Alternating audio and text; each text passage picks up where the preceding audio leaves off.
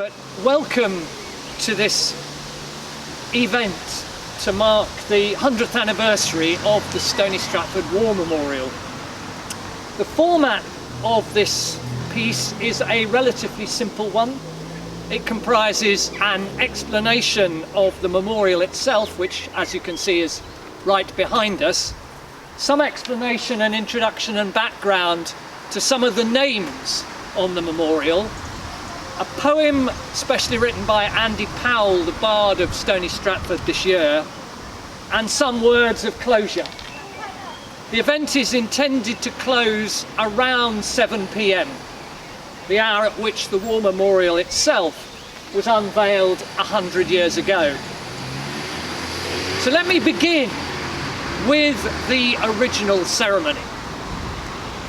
All over the land, after the 1914-18 First World War, people were concerned about how to mark the deaths that had occurred within their communities. Village halls were constructed, public gardens laid out, and war memorials erected to honour those who gave their lives for their country, and as a permanent reminder of the human cost of war. This war memorial in Stony Stratford was unveiled by Lord Cottesloe on Monday, the 21st of June 1920 at 7 p.m. It stands 18 feet high, is made of dolting stone, and bears the inscription, "To the glory of God, in grateful memory of those of this town who fell in the Great War 1914-18. The service on that June evening 100 years ago opened with a hymn and a prayer, followed by a description of the work of the Memorial Committee. The quality of the design and the materials used was made possible by the generous public response to the call for contributions. Lord Cottesloe congratulated the committee, saying that he was much touched when asked to unveil what he termed the noble memorial. He described it as a fitting token for those who went out, whatever their differences of opinion or work in life, whatever their origin or past, they had made an equal sacrifice for their country. Photographs from the time, some of which are displayed in the booklet, show the extensive crowd that was assembled. And obviously, in these circumstances, that's not something we can do, but count yourselves as an extensive crowd. According to the report in the Northampton Mercury, the Stony Stratford Girl Guides formed a semicircle round the memorial, and on either side and in front, the townspeople, members of councils, and the Boy Scouts constituted the watching crowd.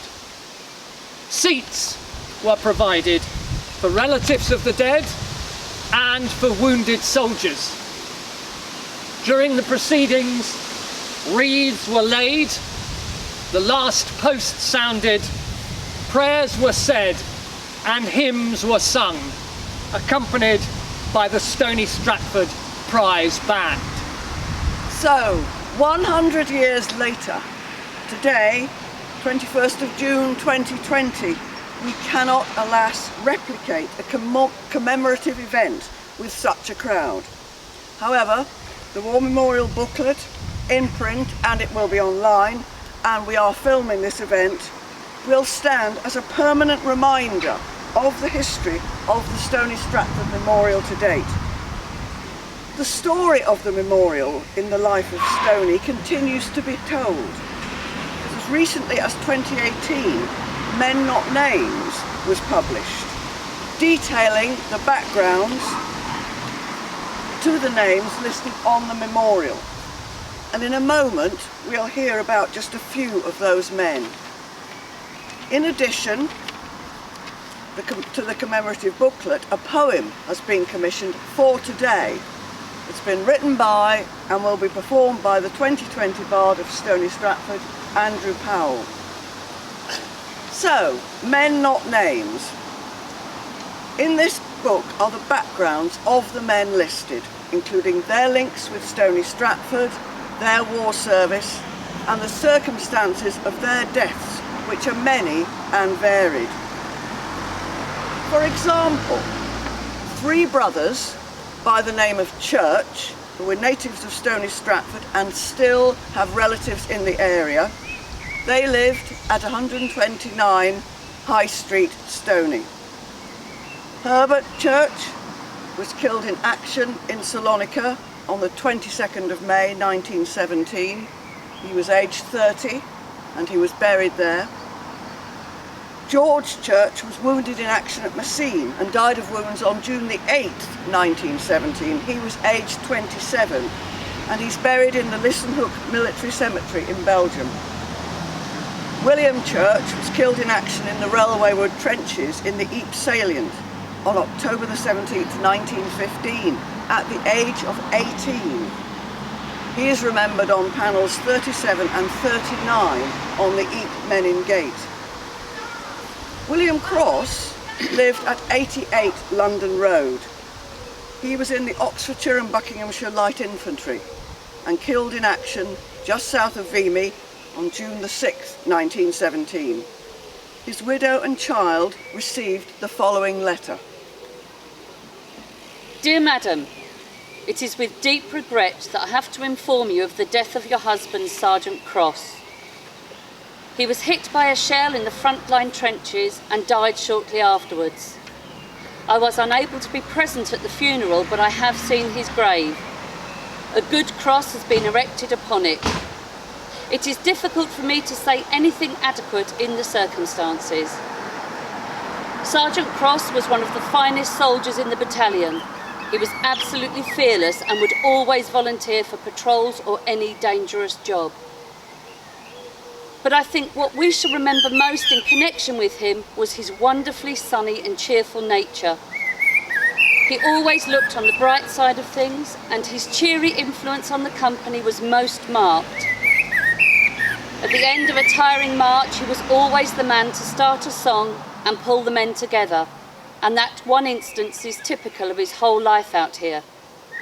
It is no exaggeration to say he was the most popular man in the company, and his loss will be most keenly felt by officers and men. His place is indeed difficult to fill. Please accept my sincere sympathy. Yours sincerely, C. Cecil Stevens, Captain. Alfred John Mackiness was also born in Stony and actually lived at 33 The Green. He was the great uncle of Kay Mackiness, who lives nearby and is here. Another member of the same family was Jesse Walter Fossey, who was killed in action in the Second World War and is also commemorated on this memorial. So in Men Not Names, we read that shortly after volunteering in Stony Stratford in February 1915, Alfred Mackiness was drafted to the Western Front, reaching it by October the 1st, 1915, where he was attached to a trench mortar battery. He took part in the battles of Ypres, Loos, Albert and the Somme, and other important engagements. The war diary shows the 5th Oxfordshire and Buckinghamshire Light Infantry were in the trenches south of Saint-Quentin in northern France on March 21st, 1918.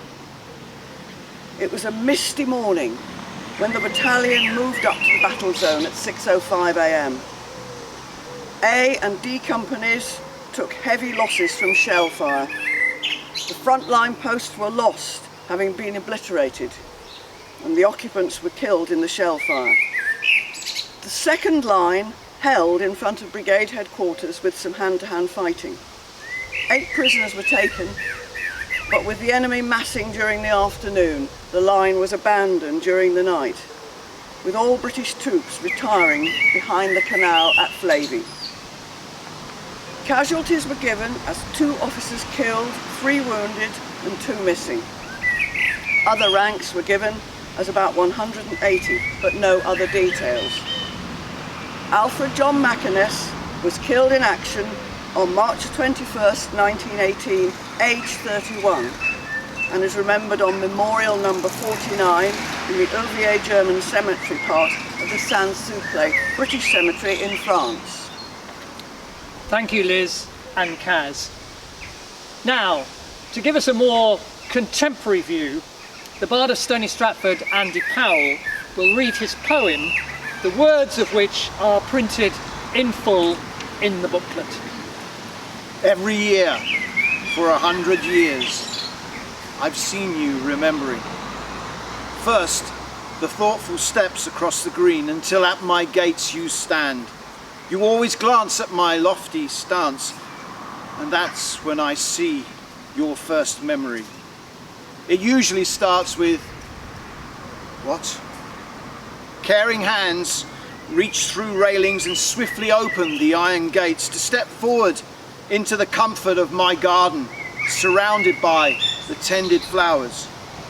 You peer at the fallen. Your next thought is who? You look for a common bridge through time, a shared name, a Powell, a Smith, first names hidden by initials. You fill in the blanks with an Albert, a William, or a John. You nearly always find a link. Think it, remember it, thankful that you're not it. That's how we work, ensuring you remember. 92 names from the Great War, reflected in the furrows on your brow as you contemplate those in Stony Stratford who made the ultimate sacrifice. Your next thought is, why? Lowering your head, you notice the poppy wreaths and crosses at my base. Crosses like fallen grave markers, signed and dated from distant battles. You see, war brings even more names to be remembered than those that grace my flanks. A faded photograph of a busy horse-filled market square, weighed down by a horseshoe tied with ribbons, nestles within the fading poppies, reminding you the more the men were lost in the killing fields. Taking it all in, you walk around my base, and to your horror, see 18 more names from another terrible war. So please, no more names, for there is enough here to remember. Every year, for 100 years, we've remembered them. Every year, every year, every year, we will remember them. Well, that concludes this short, informal commemoration. On behalf of all, I'd like to offer my thanks to my fellow contributors, Andy Powell, Liz Gifford and Kaz Tricks, to the Horsefair Green Gardening Group for their work maintaining this important historic space, to Andrew Fox and Keith Henson for researching and publishing Men Not Names, copies of which I think are still available in Odell's if you haven't got one already.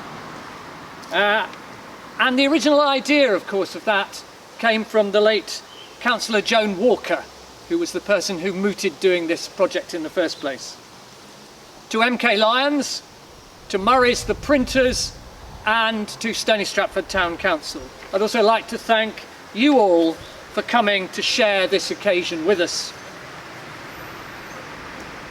In closing, I would like to read a short extract from an essay by one of the survivors of the First World War, Edmund Blunden, whose war experience from August 1915 to the armistice in November 1918 included Thiepval Wood, Ypres and Cambrai. In his essay, An Infantryman Passes By, he wrote the following: What out of all this abides after so long?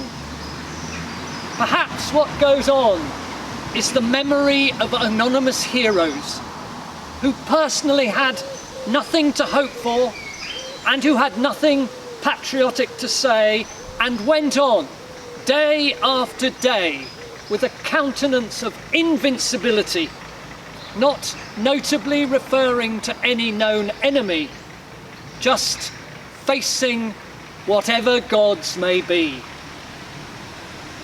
It is those anonymous heroes whose deaths we mark today.